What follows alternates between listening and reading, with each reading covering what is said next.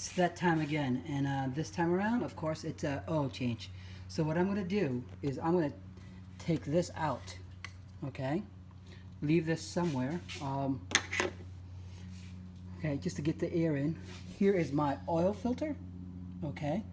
But before I even bother taking this out, I'm going to go underneath and actually drain it, okay? So already what I've done to make things faster is I've already put it on my jacks already, okay? So the only other thing now is to get the thingamajig where everything is going to land out of, okay?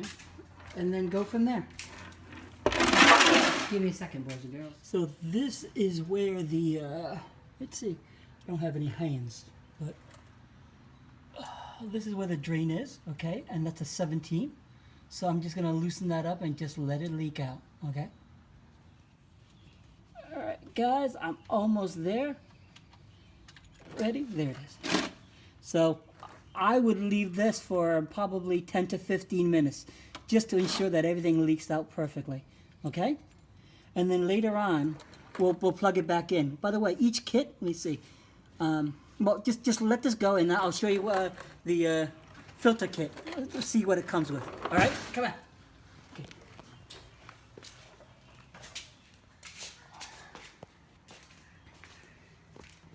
So I bought the STP S8087. S8087, okay? Looks like this. Now that's fairly common. What you'll notice that it'll come with is that you see this little ring? That little ring there goes into that plug. So we replace the plug with a new ring to make sure that there's no air gap. All right? This, I'll show you where this goes, and I'll show you where these goes, okay? So we'll start from there. Okay guys, so this is the oil filter cap for a BMW. It's the B cap, all right? And the oil filter cap is right over here. Can you see it? Yeah. All right, so what you do is we loosen it up. There it is. As you guys recall, I unhooked this to make sure that there's air enough to get it down faster. All right, now that we've gotten this, this is what the filter looks like.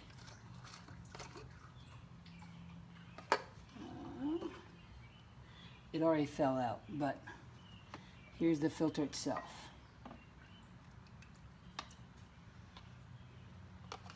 All right, so that's the old filter. Let's bring it over. I'll need to clean that up too, but for now. Okay, my new filter, my old filter. So what I'm going to do is I'm going to put this filter in because it's old now. Okay, I'm going to dump this out too because I don't want my new oil to touch the old oil. Right? So this goes here, and I don't think there's a difference between which way it goes, to be honest with you. This way or this way. I think they both works. Okay, so as I said before, these rings are for something. So let me get myself a small little screwdriver.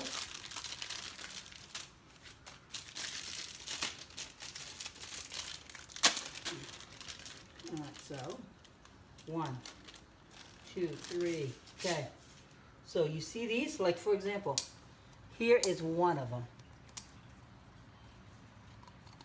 Every time you do an oil change, I mean the kit comes with it, I would recommend that you replace it out because it'll give you a better, you know, better connection, right? Because the new rubber's there. All right. You could do every other one if you want, but for me, it comes with it, so I might as well do it. Even though sometimes it's a pain in the tuchus. So I've got the other one in now. The other two one goes here and one goes here. All right. So as you can see, I mean, this one doesn't even have it. So I don't know why, but It should. So I'm just going to put them in, right? Because why not? And then the last one is right over here.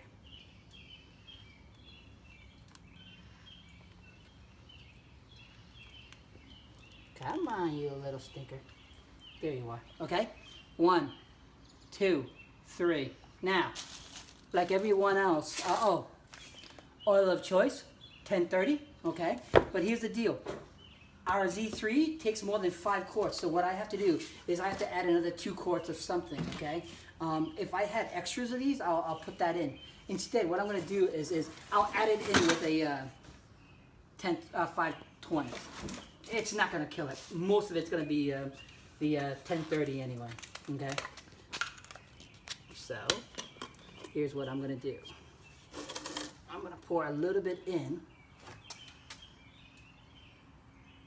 Because what you want to do is you want it to soak in, okay? If you don't do that, when you pour it into the,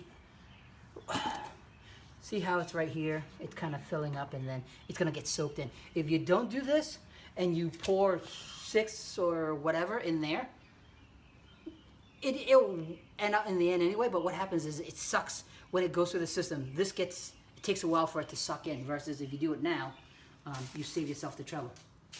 Okay? So, now let's go back and put this back in.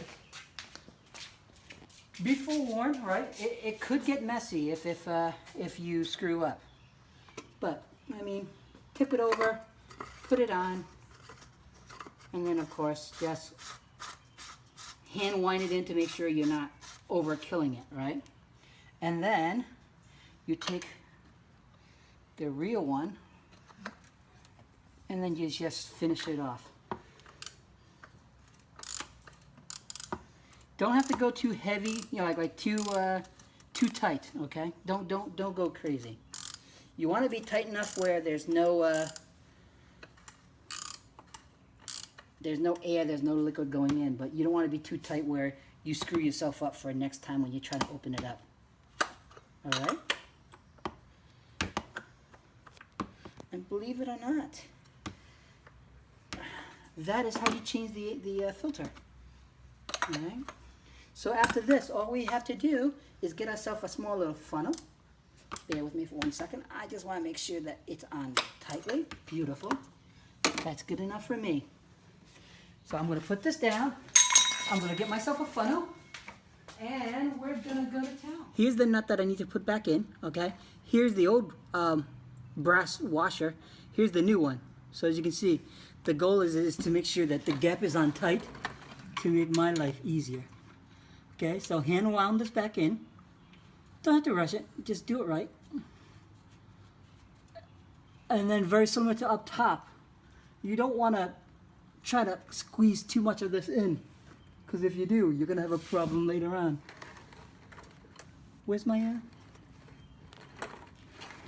that I've got it on fairly good and that it's tight, not just do it by hand, by ratchet. Okay.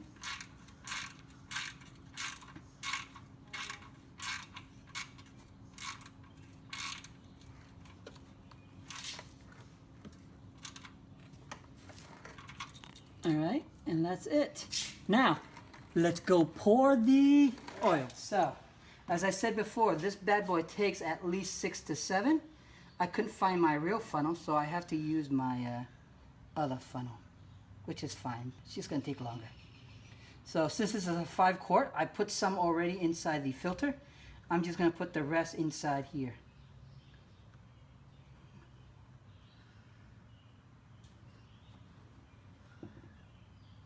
Yeah, it's just taking a while.